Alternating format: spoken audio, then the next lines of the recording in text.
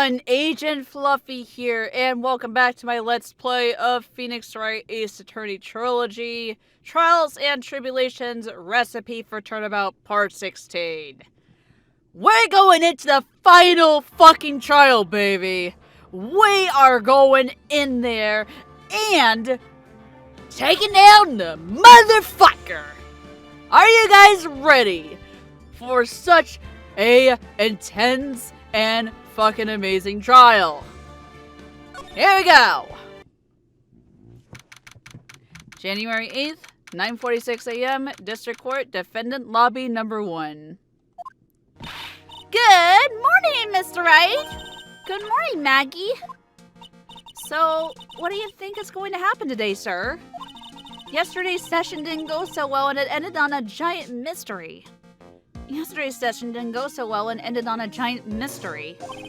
That's true. And we still haven't solved a single part of it yet. Are you okay, Nick? Huh? Oh, yeah, of course. I saw that! The little flash of doubt in your eyes. No, that wasn't doubt. That was, determination. Why don't I believe you? It's nearly time, Maggie. You better get going to the defendant's seat. Roger, don't let me down. Don't let me down, Mr. Wright. I'm counting on you. Hey, Bow! Hey, Detective Gumshoe. Quit stressing Maggie out. She doesn't need that. How do you know she was stressed? I was watching through the doorway. Oh. You look like you lost the case already. Show a bit of confidence, will you, Belle? Yeah, maybe this'll help. Huh? Have you taken up aromatherapy too? Not in a million years, Belle. Don't tell me you don't remember this stain. Come to think of it, that doesn't look like one of those aromatherapy bottles. This is a small bottle that turned up in Trebion's kitchen a couple of days ago. Wow, look at all these little bottles. Oh, they're aromatherapy oils. He's got so many, they're overflowing onto the floor. Hey, wait a minute. There's one bottle that's different from all the others. Well, what do you know? And it doesn't have a label either. And it doesn't smell. We finally got the analysis results back from the lab. So, what is it? Is it the poison? I'm afraid not, pal. It's medication. Medication? Yeah, for ears. Topical use only, apparently. For ears? You mean... Yeah, it's the medication Glenn Egg was using for his ruptured eardrum. What was Glenn Egg's ear medicine doing in the kitchen? That's a good question. The victim's ear medicine found an unidentified fingerprints in the kitchen. What about the unidentified fingerprints? Anything on that? Someone screwed up, so they only had time to analyze the contents of the bottle. Another hour, and they might have gotten something in the prints, but... that's going to weaken its impact as a piece of evidence. Okay, Belle, this is it. Make sure your defense is impregnable today. Got it? Today's trial. I'm gonna expose that guy for what he's done, or my name isn't Phoenix Wright! Hell yeah! Let's do this! January 8th, 10 o'clock a.m., District Court, Courtroom Number 4. Court is now in session for the trial of Maggie Bird. The defense is ready, Your Honor. Ready and waiting as always, Your Honor. Very good. We'll get underway at once. Yesterday we heard the testimony of Mr. Victor Kudo. He claims to have witnessed the defendant putting the powder into the victim's coffee. However, the witness's testimony was plagued with a number of problems. The mark on the rim of the cup shows that the victim drank from it with his right hand.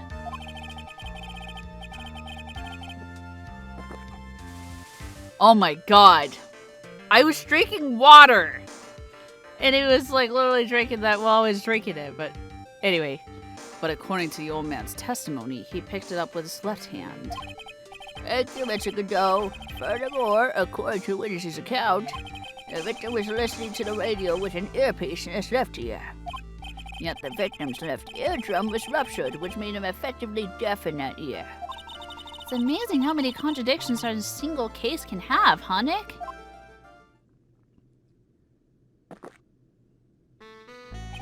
Ha. Allow me to enlighten you, Your Honor. The world, you see, it keeps turning, and we must turn with it. You lost me already, Mr. Godot. Don't let the mysteries of yesterday mystify you today. Only losers think like that. You got to change with the times! That's one of my rules. Are you implying that you resolved these contradictions? You know the answers. You know the answers to these riddles? The old guy wasn't just throwing season here. He was throwing us off the scent. And today I'll prove it. Very well, let the first witness take the stand.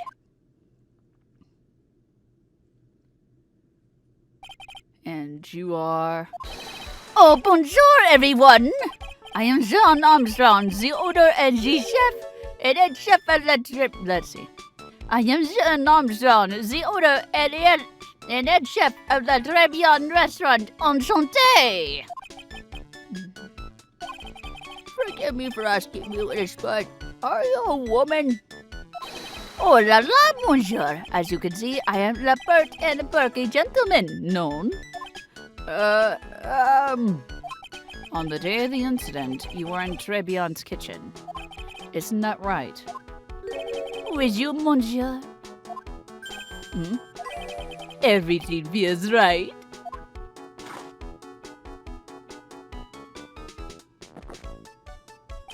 Huh. Wow, he's totally unfazed. Doesn't anything intimidate this guy?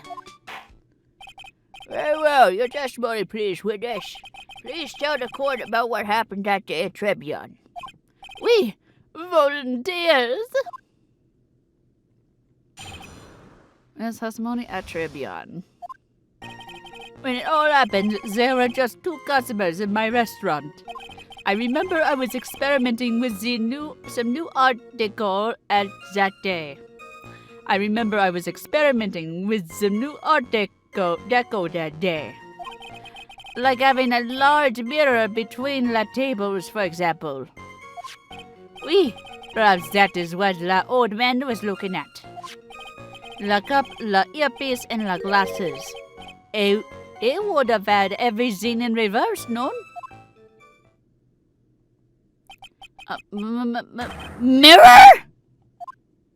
Oui, un grand mirror. La most enormous mirror.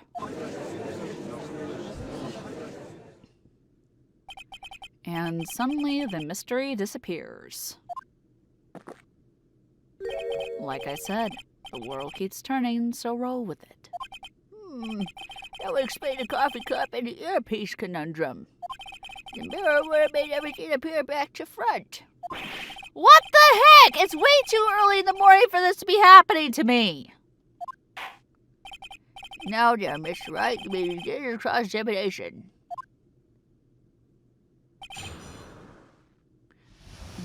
At Trebion. Let's see. And who were the 2 customers exactly? Of course, the young man who died, and the other not so young man. You are referring to yesterday's witness, I presume? What about the other man Maggie says she saw at the table? Something tells me Mr. Armstrong isn't planning to disclose his existence. We need some hard evidence first before I can bring him up, don't we? I guess I'll just have to try a different approach for the time being.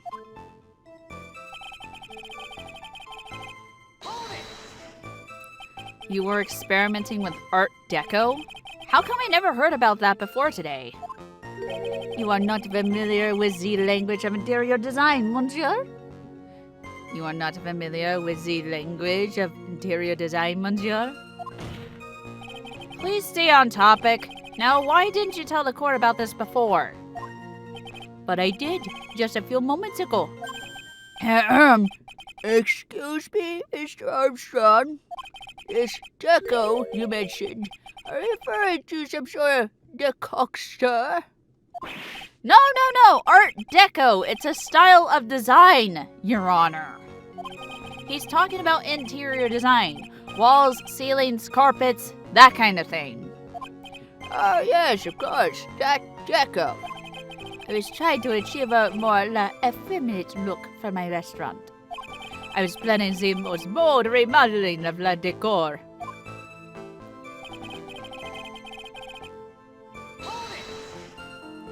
How big of a mirror are we talking about here? Oof. Something about 4 meters wide and, about 2 meters high. Let's see, if 1 meter is about 1 yard. Holy glass in a frame, that's huge! I was intending to install it on the ceiling eventually. The ceiling? Was there a mirror on the ceiling? I don't remember. No, but I decided not to go through with it in the end. What should I do? Should I ask him more about the mirror or not? Let's press hard on that. If you really had such a large mirror in the restaurant, someone would have noticed it. But there's nothing about a mirror in Mr. Kudo or Maggie Bird's testimonies. But... Objection!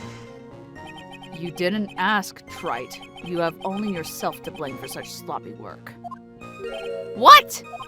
A mirror was delivered to Trebion the day before the incident. Really? As Mr. Armstrong testified, he was carrying out some design changes. And as it turned out, he didn't actually use the mirror in the end. This just doesn't add up. Even if a mirror was delivered to Trebion, it doesn't prove that it was in a restaurant on the day of the crime. Ha! If you want to doubt someone, try it, look in the mirror. I'm sure the person looking back at you will be dubious enough. So the witness yesterday had seen the victim reflected in a mirror.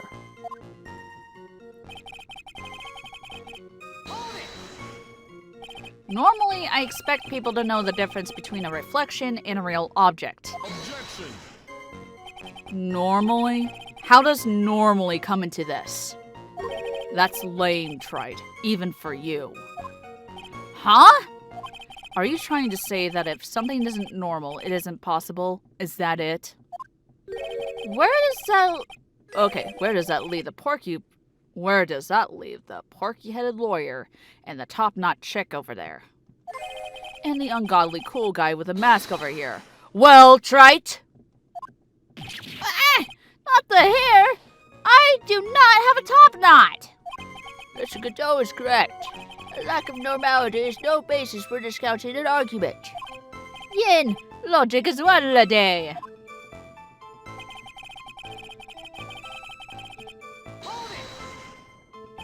Everything? He would have seen everything reverse? Hey, Nick, we should take a second to think what old Seed said in his testimony. How did he phrase it again? Your boy was wearing the earpiece on the same side as the green lens of his specs. No question. You can lock me up if I'm wrong. It was his left ear without a doubt. And then he used the same hand to pick up the cup. His left hand. If you saw everything he described reflected in a mirror, and everything you said he saw on the left was actually on the right, huh? And that clears up all the problems with his testimony, I guess. Or does it? Ha! It's kind of hard to believe everything the fault of a mirror, but do you think he saw everything through a reflection? If he did, it would explain all the contradictions in his testimony. But that just makes the situation worse for Maggie. There's gotta be something in that old man's testimony. You just gotta dig deeper.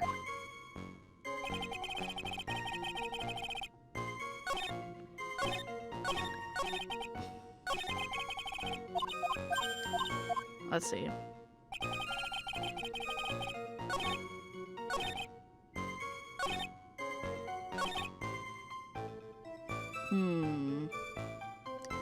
Let's see. Everything would have been in reverse. No? I don't think so. Ancient left eye, left eardrum was ruptured.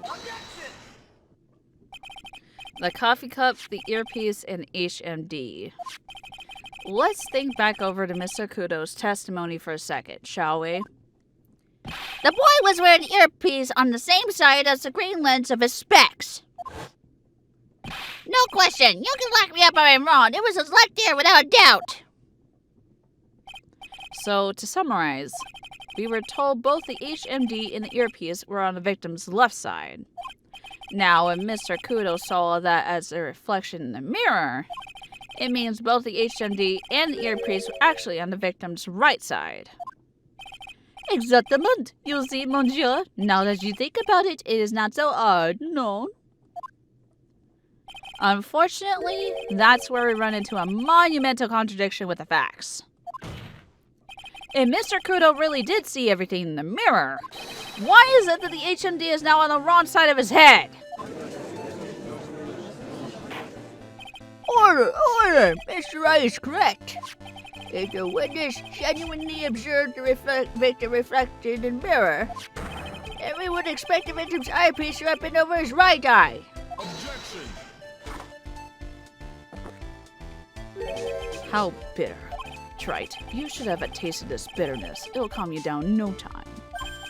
Are we talking about your coffee or something completely different? You don't understand the way the witness thinks. Oh, he thinks? You remember this, I presume. The I broke the vase sorry apology Mr. Kudo's sworn testimony? Exactly. The old man has one very grievous habit other than throwing seeds. The more of an impression something makes, the more muddled his mind makes it. And what's the most striking thing about Mr. Elg?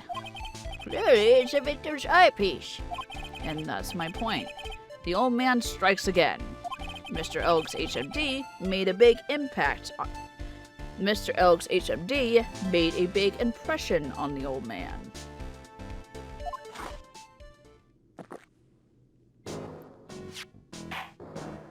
I saw the earpiece and those newfangled spectacles he was wearing. Oh yes, they were both on his left ear. You hear? His left ear! Ha. Oh, that's right. That's the worst, but best impression of Kudo ever. Wow, I really thought he was old Steve for a minute there. Godot's good. Enough! I must agree that yesterday's witness was irresponsibly rash in much of his testimony. Bad luck, Nick. Looks like the boil of a contradiction you found is just a rash. A mirror can't be beaten by a handful of seeds, nor can it lie. So, what exactly was the old man looking at? Fill us in, Mr. Armstrong. Go on, tell the court. We're all ears. Oui, I can explain. Please, if you look at the plans of the restaurant. Witness testimony, the mirror. Hello, is everyone sitting comfortably? The mirror, it was in the middle of the restaurant, dividing the two halves. There is only one seat from which you could have seen the image of the victim. That was the seat at the table next to the victims. That was where the old man was sitting. After the terrible incident occurred, I moved the mirror so it was not in the way. But naturally, I did not touch anything else. I see no problems with the explanation we had just heard. From the table next to the victims, Mr. Kudo could have seen the victim in the mirror. What a naughty little coquette I am, confusing all the men like this. Don't worry about it. I about choked on my water. I'm okay. I'm fine. We can keep up, except for the guy breaking out in a cold sweat over there again. Ugh, I hate that guy! You say you didn't touch anything apart from the mirror. Are you quite sure about that? Volunteers, of course. Very well, Mr. Wright. Your cross-examination, you please. Examination, the mirror.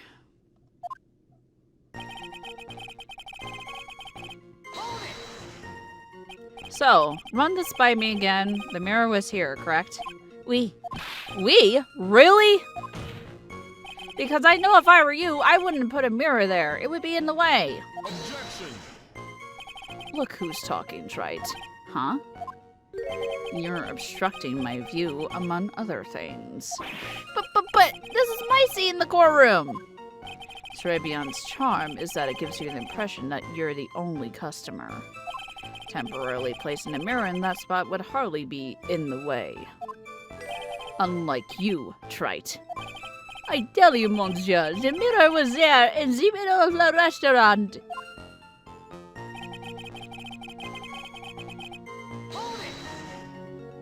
And where would that be? Oh la la! Look how you lean towards me. I always attract the younger boys. Maybe I should keep you in the suspense a little longer. Mr. Armstrong, tell the court what you know at once. I attract the other ones too, you know. And some. Shall I tease you too? Mr. Armstrong, this is not a time and a place to be a pervert. Not in this courtroom.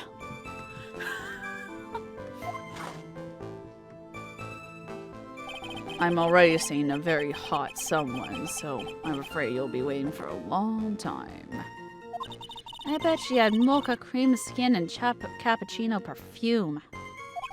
Yin, I would tell you, there is one seat from where you could have seen.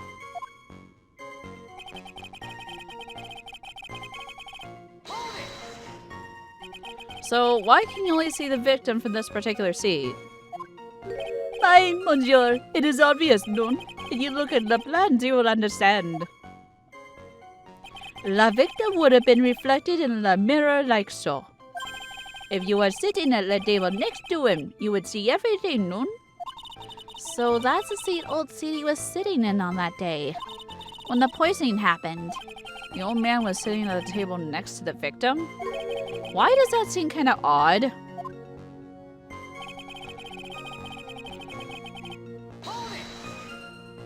Did you move the mirror while Mr. Kudo was off calling the police?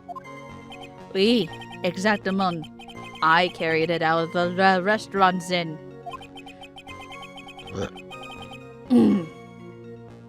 You moved a huge mirror like that all by yourself? What can I say? I know how to pick these up, handsome. Don't actually laugh at something! Oh, given the witness's mistake, I suppose it is possible.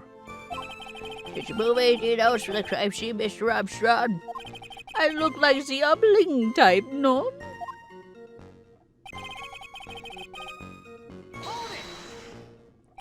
Are you sure about that? I touched nothing except the mirror. Mr. Wright, is there some witness that doesn't match the crime scene? Yeah, there is. I just can't put my finger on what exactly. Ha! Suffering from a case of heartburn. Suffering from a case of heartburn, Trite.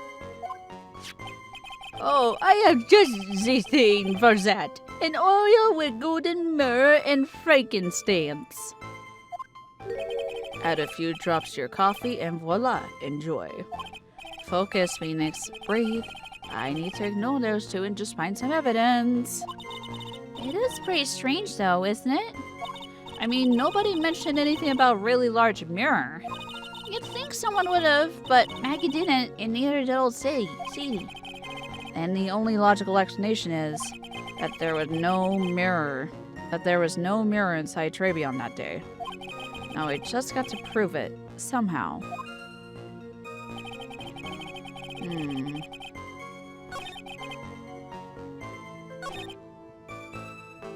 Old man was sitting. I don't think that looks right. Let me look at this. Let me just get this evidence right here. Seated at a table next to the victims, that was where the old man was sitting.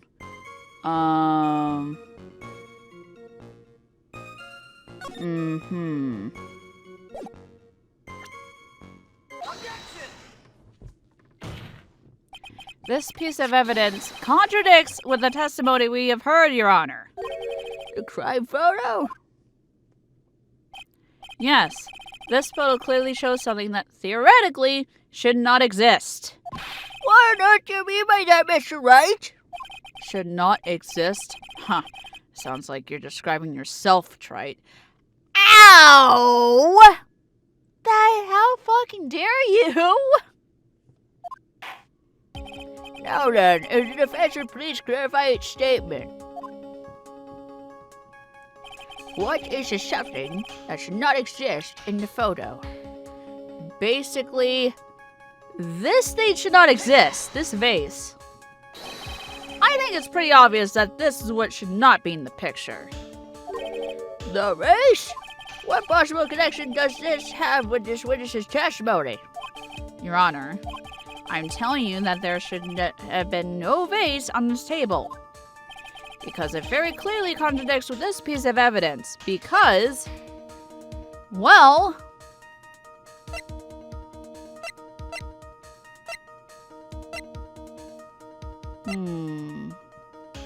Let me try to remember this correctly. When the incident occurred, I broke my vase to the seat. Yeah, There is one thing that was clearly demonstrated by yesterday's testimony. Mr. Kudo broke the vase that was on the table where he was sitting. And yet, as the court can see, there is an unbroken vase on the table next to the victim. Why? Because Mr. Kudo was not, in fact, sitting at the table next to the victim at all. Objection! Don't be an idiot, Trite. That's impossible. That seat's the only one Kudo could have seen the victim's reflection from. Exactly. There is only one conclusion we can draw from this contradiction. There was no mirror in Trebion that day. Your testimony, Mr. Armstrong, is an elaborate lie. Mon Dieu! Objection! Don't try to confuse the court, Trite. Obviously, the witness cleaned up the vase, while the police were taking their time getting to the crime scene. Unfortunately, Mr. Godot, that doesn't quite work for me.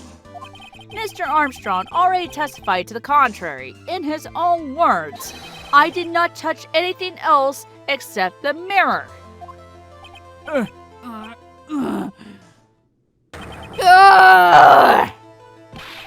witness, what do you have to say for yourself? I was right. There was no mirror in the restaurant that day. In light of this revelation, we return back to the original problem. Why did the victim have an earpiece in the ear which she couldn't hear? Ha! You only get one shot in life. There's no turning back. And you want to claim that the mirror wasn't there, Trite?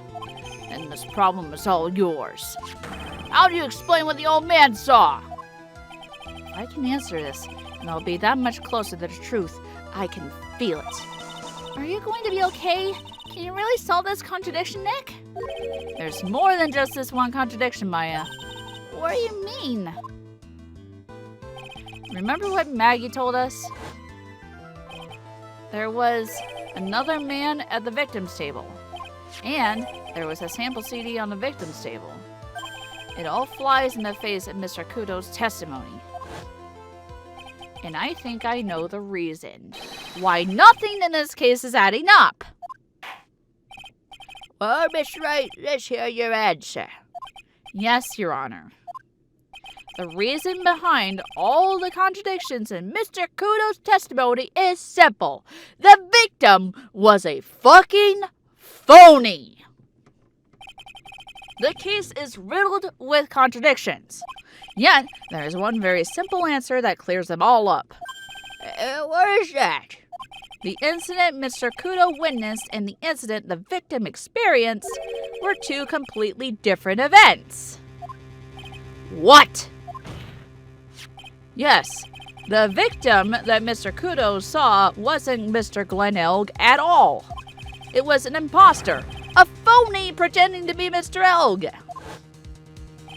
Obviously, unlike the victim, there was nothing wrong with the imposter's left eardrum.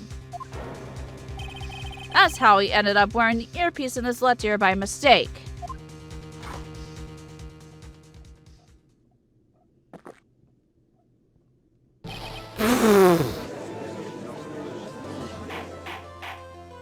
Order, court! Show down or clear the courtroom! Quiet, Gramps. Why don't you clear out of here, huh? What did you say? Oh, you do not want to fucking piss off the judge. Do not fucking piss him off. Oh, God. Oh, you should not have said that. You should not have fucking said that. Right? Are you saying that what Mr. Kudo saw was a setup? Yes. Someone pretended to be Glenn Elg and acted out the whole coffee poisoning. All for the express purpose of creating a witness out of one Mr. Victor Kudo. Objection. Get real, Trite. Why would anyone want to do that? Isn't it obvious? The thing Mr. Kudo was most insistent about in his testimony was, The serving girl brought him a Javachino, but she put something in it. That's the serving girl right there in the defendant's chair. I remember her well. It's so hard to believe, but there was one and only one reason to show Mr. Kudo this fake poisoning. To show Maggie Bird in the act of poisoning the coffee. Objection. Are you insinuating that the waitress in the old man's story was a fake as well? It's true that there were no other customers at the restaurant at the time, but it's also true that the chef was there. He would have noticed what was happening. that's right. Well, witness, if the restaurant really was seeing such theatrics, you would have known about it, correct? Oh la la, this is more difficult for me. No, it's quite simple. All you had to do is testify. You are under oath, after all. Was there, in fact, a phony at Trebion that day? The defense demands that Mr. Armstrong tell the whole truth about what happened. The defense's request for additional testimony is accepted. You will accurately explain in detail the events in the restaurant that day. Oui. Witness testimony in the restaurant. Alright, so we will continue with cross-examining and the witness testimony that John Armstrong is going to be having in the next part. So this has been Agent Fluffy, and I will see you guys next time. Bye! Hey everyone, Agent Fluffy here, and thank you for watching. If you enjoyed this video, please like and subscribe to my channel. If you want to support me even more, feel free to support my Patreon. The links are right here.